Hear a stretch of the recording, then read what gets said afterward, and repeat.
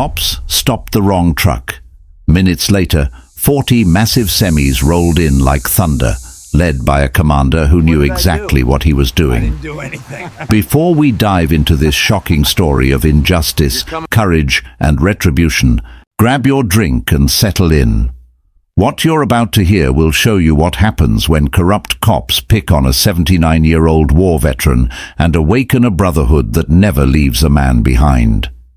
If stories about justice, loyalty, and protecting those who served move you, hit that like button and subscribe to our channel. This one will leave you speechless. When officers Mark Taylor and Jessica Reed pulled over an old man driving a rusty 1981 Peterbilt, they thought they'd found an easy target for humiliation. They had no idea they had just assaulted a decorated war hero whose family of truckers would arrive in force to deliver justice. Henry Walker had driven trucks for 50 years. The paint on his Peterbilt was fading, but the engine still roared with life, a machine that carried memories of every road in America. At 79, Henry's body was slower, but his mind was sharp as ever. This wasn't just an old driver behind the wheel. It was a man who had survived combat in Korea and Vietnam, commanded convoys under fire, and carried burdens most civilians could never imagine. What happened next would expose police abuse, end careers, and prove that real strength doesn't always wear a uniform. The year was 2023 on Highway 54, cutting through the flatlands of Kansas. A quiet stretch of road where cornfields stretched to the horizon and truck stops were the beating heart of working-class America. The community respected truckers. They brought food, fuel, and life to the small towns that dotted the highway. But tension with police had been growing for years. Local officers were under pressure to write tickets and generate revenue. Truckers, especially older independents, became easy targets. Henry Walker was no ordinary trucker. He had joined the army at 18, served 3 tours, and returned home with scars on his body and ghosts in his mind. His truck had become his therapy. The open road was his sanctuary, his freedom, his way to keep moving when standing still hurt too much. Every dent and scratch on his Peterbilt told a story, every mile another reminder that he was still alive.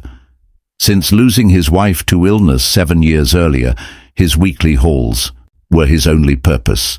They kept him connected to fellow drivers and gave him pride in still pulling his weight. Henry never bragged about his medals, never talked about the firefights he'd survived. He preferred silence, humility, and the company of the highway. The cops didn't see a hero that day. They saw a tired old man in a rusty truck, someone who wouldn't fight back, someone they could intimidate for easy numbers. Officer Taylor, 28, cocky and arrogant, smirked as he activated the flashing lights. "Look at this antique," he said to Reed. "Bet he can barely see over the wheel." They approached with false authority, assuming Henry would cower. But Henry had stared down real danger decades before. He wasn't about to tremble for children with badges. "Sir, step out of the truck," Taylor ordered. Henry calmly asked, "What's the problem, officer?" His steady voice only irritated them further. "License registration." "Assuming you have one," Reed snapped. Henry moved slowly, careful not to appear threatening, and handed over his documents. Everything was valid, everything current.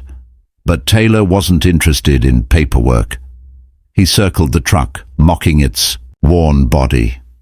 "This thing belongs in a junkyard," he sneered. "How do we know it's not stolen?" Henry said nothing. He'd learned in war that silence could be more powerful than words. His quiet dignity unsettled the young officers. They wanted fear. They wanted submission. Instead, they found steel. Reed barked, "Get down from the cab. Hands on the hood." The command was humiliating and unnecessary. But Henry complied, moving slowly. His silence only enraged Taylor. He shoved Henry hard against the hood, knocking the wind out of the old man. "What's wrong, Grandpa?" "Can't stand." "Up straight," Taylor mocked. That was when a man named Miguel Torres noticed the scene from his repair shop across the road. A veteran trucker himself, Miguel recognized the bearing of another warrior. He saw the abuse, the humiliation, and he knew this wasn't just an old man being bullied. This was a brother being attacked. Miguel made a call, a single call that would bring a convoy thundering down Highway 54 within minutes.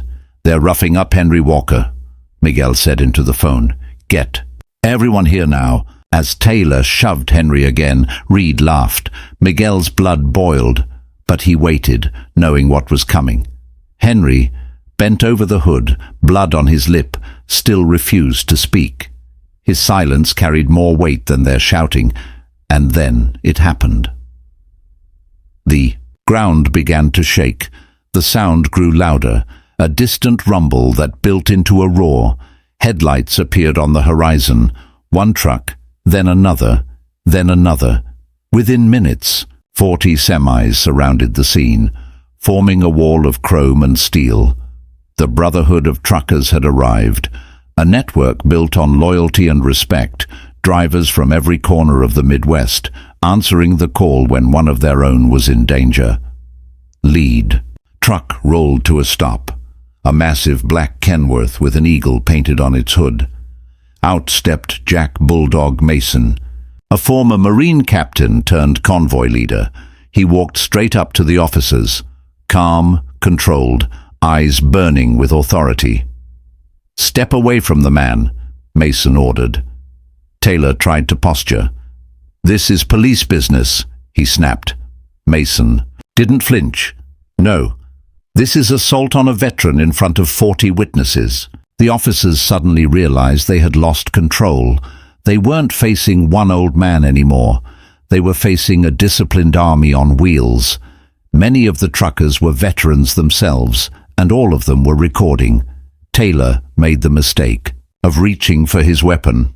But before he could even unclip it, half a dozen truckers stepped forward, phones raised, cameras flashing, angles covered.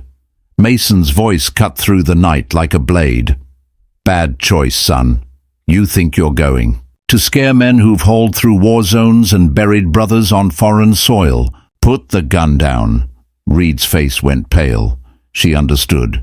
They were trapped. No escape, no excuses. Evidence everywhere, witnesses everywhere, and worst of all, no fear in the eyes staring back at them. A 70-year-old woman, Mrs. Parker, walked from her porch across the road. She held up her phone. "I recorded everything," she said loudly. They shoved him, mocked him, struck him for nothing. The crowd of truckers erupted in fury, but Mason raised his hand, keeping them disciplined. "We don't need fists," he said. "We've got the truth." Within an hour, county deputies arrived, called in by Mrs. Parker and multiple truckers. Their sheriff took one look at Henry, bruised and bleeding, and then at 40 rigs lined across the highway. He listened to Mason, watched the footage, and made the only choice he could. Officers Taylor and Reed were arrested on the spot for assault, abuse of power, and civil rights violations. Henry was helped back into his truck, his hands steady as ever. He looked at the men and women who had come. For him, eyes misting with gratitude, he finally spoke a single sentence. "I guess I wasn't alone after all." The footage went viral within days. A 79-year-old veteran trucker assaulted, only to be saved by the Brotherhood of the Highway. News outlets replayed the video millions of times. Social media exploded with outrage and admiration. The Brotherhood of Truckers became national heroes, their loyalty and discipline proving that strength comes in many forms. Taylor and Reed lost everything: their badges, their freedom, their reputations. Henry Walker became a symbol of veteran dignity and trucker pride. Congress even introduced new protections for elderly truckers, nicknamed the Walker Act. Henry's old Peterbilt was restored by his brothers, polished until it gleamed like new. He still drives it today, but never alone, because when one trucker rolls, the convoy rolls behind him, and that's the incredible true story of how two corrupt cops picked the wrong old man on Highway 54 and awakened a brotherhood of steel that delivered justice with 18 wheels of thunder. If this story moved you, hit that like button, subscribe to our channel, and remember, never underestimate the quiet strength of those who've carried this country on their backs.